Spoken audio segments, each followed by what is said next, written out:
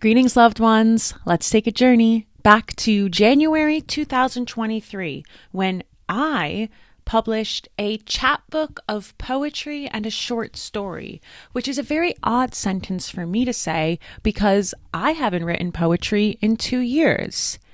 I also never read this guy when it was published. In the few months between submitting it and the release, I felt like I had grown so much as a writer. I was just too mortified to read any of my poetry because even though it had only been a few months, I felt that it no longer spoke to who I am.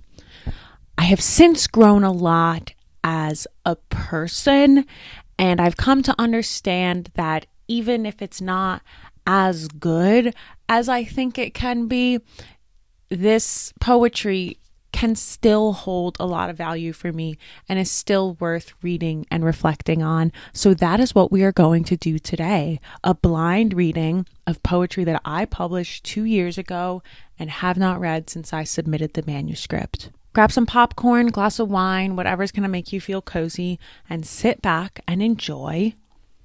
Look at the moon. And I'm not going to read my short story to you. You would have to buy my chapbook for that. Sorry. Okay. The first poem I'm going to read to you is titled, Ew. There is a speck of mold on the greatness inside of me, a spore within my pore. It has been there as I have been here, an overgrown dream, irrelevant and stinky, contaminating my greatness. The mold grew in the winter. I forgot to wear my coat. No, I fed it. I never meant to. I kept it warm. The mold grew in the summer. I was passed from my mother to the mold. It had been there as I have been here. I left the milk out. I thought I would never fall asleep. I don't remember what happened after that, but then I couldn't wake for days, fearing what I would see upon the sunrise. A bed half empty, a bed never occupied. And the mold grew at first on the milk, and guess what? I, a baby, drank the milk, and I called it my dream.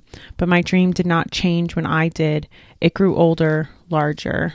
Suffocated by the mold, a spore in every pore, the greatness inside of me pushes out, an ache that spreads upon my attention. It has been there as I have been here, growing black and fuzzy, engulfing the greatness inside of me. Coughing and laughing, I am aging and decaying. My coughs are wet and desperate, and if you spoke mold, you would know my persistent coughs say, please, I just want someone to listen to me when I talk. Okay, I think there's some good stuff in that. Yeah, there's some good stuff in that. It takes way too long to get into it. That's my number one criticism. This entire first little paragraph here could be one line. And then I think it should start with the mold grew in the winter. I like the action that I have in here. I like the growth over seasons. I do remember, and I still do, loving this line when I wrote it, that if you spoke mold, you would know my persistent cough says. I thought that was really good. Okay, I give ew on a scale of 5 G's, 3 G's, 3 out of 5 G's for ew. My next poem is titled Baby Cavities. My words keep getting caught around the spit in my mouth, spit split with old passions, poisoned by my inhibitors, my inabilities and inevitabilities. 12 months, 9 cavities, and 1 fractured tooth, that's what my spit did to me. My spit is stale, thick like cement in my mouth. My words are fish circling the boat, oblivious to the oil spill. Of course I tried to throw it up. How do you think I got so many cavities? Oh, look what I've done. I threw up all my spit and all my words too. Standing like a toddler, cupping warm vomit in my hand, thick strings of mucus, passion dripping from my lips, my nose, my eyes. As I open my mouth, my voice permanently cracked, and through the cage of spit I call, Mom. The last paragraph goes so hard. The standing like a toddler, the cage of spit. I think there's some okay stuff. I like spit split with old passions. Actually very similar to ew. That could be one poem. Perhaps one day it shall be. Okay, I give baby cavities as well 3 out of 5 G's. I like the last stanza a lot. Okay, I'm excited for this one. This is the first poem that I wrote when I was getting really into writing poetry. This guy opened the floodgates. New me. You will not refer to the girl I was last year. I will make myself clear. Going forward, you will not refer to the girl I was last year. Old me has been left behind. On the train tracks aside a 2-bedroom apartment, torn at the throat by the thunder of a train, cut the silence and flatten a girl extraneous to this town. As I proclaim into the deepest corners of the northeast mountain range, I am here. You could not sleep if you tried. Trains are very inconsiderate like that. Old me held my head between pillows and sunk into the deepest corner of my unwashed sheets and begged a train to have mercy. Take the sun and her expectations with you. Old me, or the girl I was last year, held my loved ones like ice, mistaking glint for a mirror over the depth of my heart and untamed fire, and I am sorry to all of you who cannot see me in the fog. Old me is hidden in my childhood bedroom under a loose floorboard, cohabitating with maps of my oldest desires, the male anatomy between gossip columns. She is buried in the deepest corner of my closet. She is in the quietest place in the house to cry over the desires of flesh that became so hungry in my old mind. The organ gaped to consume its own self, or adult acne. I thought I was done with this. This is a problem for old me. New me will be a thunder, tearing through this tired town 365 times. No sleep, or whatever the train said. No Sunday scaries, or whatever old me said. She doesn't know what she's talking about. To hold expectations to time is to hold ice to fire. My hand is blistering flesh, melting off the scorched bone, and I am crying now because my bevy is room temp. Good stuff in there. The second stanza, I wish I didn't hit the capital letter proclamation twice. Just makes it overdone. I think there's a lot I could cut out. I love this third stanza. Mistaking glint for a mirror over the depth of my heart and untamed fire. And I'm sorry to all of you who cannot see me in the fog. I remember that being an important line to me. I think there's potential with the fourth stanza. I like my description of teen magazines. Maps of my oldest desires, the male anatomy between gossip columns. That's good. Yeah. 3.5 G's out of 5. All right, guys. 3 poems left. This poem is called Aftercare. I paid $60 for a new experience, and she gave me a complimentary crystal stud. Something to nurture for 2 weeks with a Q-tip covered in saline run under lukewarm water. I liked how I looked for 2 weeks because I had something new in me that had never been touched by you, and I was happy to wake up and harvest the crust that dried while I slept. Cross-eyed watching the needle dig deep enough to replace with something pretty, she cut my tear ducts and it all came out. The version of you I created in my head liquefied onto my crystal stud, and I shot snot into the sink and swallowed mucus thicker than yours for a new experience to tend to an old bad habit for 2 weeks with a Q-tip covered in saline run under lukewarm water. I felt encouraged by the new experience. For a moment it felt like you because I was being touched and I was being hurt. Boys don't get tattoos, boys get me, only as permanent as you want me to be. Take me out and sterilize the me-sized hole I left through you with a Q-tip covered in saline run under lukewarm water for 2 weeks. Clean away my blood and pick at the mud I leaked to heal from you. A wet yellow film, dank and crusty over your replacement piece. A scar to heal and to be laughed at when reminded of a time when you were a different version of yourself. My phases aren't temporary. That's what you don't get about me. I loved that. I think it could be tightened up in a few places. I love the concept. And I feel like I execute it well. I love the ending lines. My phases aren't temporary, but still calling them phases is so good. Yeah, as soon as we started going for a new experience to tend to an old bad habit, it just flowed. So I feel like from there up, I can work on it a little bit. I think it needs to be tightened up. I'm giving Aftercare 4 out of 5 G's. I'm having fun. Are you guys having fun? Already a strong start with this title here. This poem is called Taxidermy. You'll love me a lot, your taxidermy girl. My insides could never be as beautiful as the custom decor I made for you, stuffed and mounted above the bed where we sleep, twitching from nightmares Twitching from nightmares that my glass eyes will fall out, my fur will thin and tickle you hysterical as the blood pumps me awake again, my dead hide blushing and dirty. My skin suit stuffed with ideas and expectations of who I could be for you until I grow out of that skin suit as I always do after 90 days. It never fit me well to begin with, but we fastened it tight with acts of fear disguised as acts of passion. Is it hard to imagine me as roadkill the way you found me after the accident? Pieces of me between tires, pieces of me on the gravel road, pieces of me on the jacket you held me in to carry me home when my feet bled from the shoes I wore, but I wore those shoes because they matched your tie. The gore of my accident is evident at the scene of the crime, but you can't acknowledge me as damaged goods, as roadkill the way you found me, because damaged goods don't look so bad stuffed and mounted on the wall above the fireplace where you tell me of the girls who came before me. And it hurts more than the accident because no one came before or after you.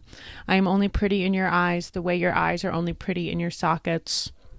You never really looked at me until I stood with the other trophies. I did it that way on purpose. I started the process in advance, scooping out my insides on the bus ride home from the bar when your hands felt so cold between my thighs, but it hurt to gouge my own eyes out. But when the sun came up, I saw you on the pillow beside me. My rawhide dried out in the sun. While I got to know you from the inside out, you revealed your entire self to me. I crept under your skin and built a nest there. I healed myself whole and grew a new soul, safe inside for 90 days. I could never scratch the itch under your skin, the only thing between you and my open cavity. It lived on the back of my neck, underneath my eyes, the way you pushed my boundary, pushed at my sinuses until I swore my head would blow, tearing you open at the seams. I grow out of the skin suit as I always do. I become too big, too much. I thought I could be loved by you if I looked good in your skin, but I've never looked better, and you covered all the mirrors in our house. Maybe it was untraditional to make taxidermy out of roadkill, but everything about the way I love is untraditional. Everything about the way I love expires after 90 days. I'm comfortable sleeping in your skin, but I will wake up when you raise your voice. The right boy will love the occupancy of maggots in my head. The taxidermy wife does not exist. That's called first-degree murder. I've memorized the way everything on your body feels from the inside out. I'll look just like you when I walk away, and I'll sound just like you when I complain to the next that you never really saw me. Last line goes hard. Last line goes hard. I like a lot of the descriptions and the visuals. I like how icky and gross it is. It's quite angsty. It's quite dramatic. But I think I'm okay with that. Yeah. This is a hard one for me to even say what I would fix or change about it, because it is from such a specific time in my life. Crazy the way I just lie, though. Nobody's ever carried me home in a jacket. I like the visual, but they do just be lying sometimes, huh? I think I like it. I like the gore in it a lot. I like what I'm trying to say, and I do think I execute what I'm trying to say well, and I love the title, and I love the last line. Taxidermy, 4 out of 5 Gs. I have been so unnecessarily cruel to my past self when, I can acknowledge that I have grown as a writer without having to tear this old stuff down. Guys, we have reached our final poem. I want to thank you all for joining me on this journey. I was very scared to do this, and I'm very happy that I did this. I do not know what my relationship with poetry holds in the future. I really enjoy reading and experiencing it, but I don't know. I just haven't written poetry since this. A part of me feels that maybe I wrote every poem I have to write and that this is just it. I'm capped out. A part of me is also wondering that maybe I'm cornering myself too much in my fiction writing and script writing right now, that I really do need to be doing things like poetry, because even if I don't try to publish again, I like a lot of these lines that I'm coming up with here, and I like where my head's going. Without further ado, this is my last poem called Scooter. My mother and I play the part of old friends over a bottle of wine. She tells me about a baby who chose not to walk until she was 3. The baby preferred to scoot on her ass. The doctor called her developmentally delayed. My mother told the doctor she was just lazy.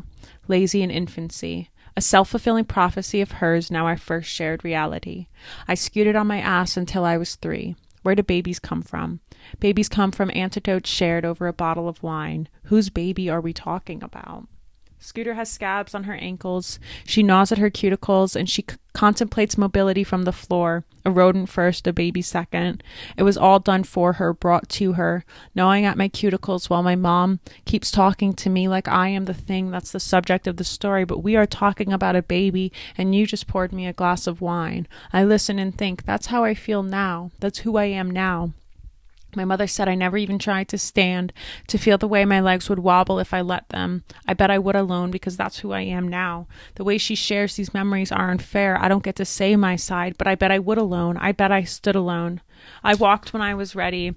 The baby and I have something in common. 3 and free of wobbling. How embarrassing it is to wobble. The first step healed the scabs on my ankles. I think on this holding a glass of wine within raw cuticles. My feet could kill grass, and with that came an agency I clung to because I am obsessed with being an individual. I am obsessed with being new to you. I don't have it in me to show you how I wobble, but I bet I stood alone. Your legs never wobbled, and words were always words when you talked to me. Everything is embarrassing in infancy. And you know I am not a baby anymore because we just finished the bottle of wine. Still you look at me and your eyes are softer than I've ever seen, almost like you expect me to answer for myself. I know I stood and I know I fell. I know you wished you were there and I know I would have been mortified. I apologize for never sharing my first, but I will always share my best. Here, mother, you say it to me every day. It scares me to be known so well. In infancy, no earlier than that. You know me better than I know myself. You know I tried to stand alone. I am mortified. I can't believe you're reading this.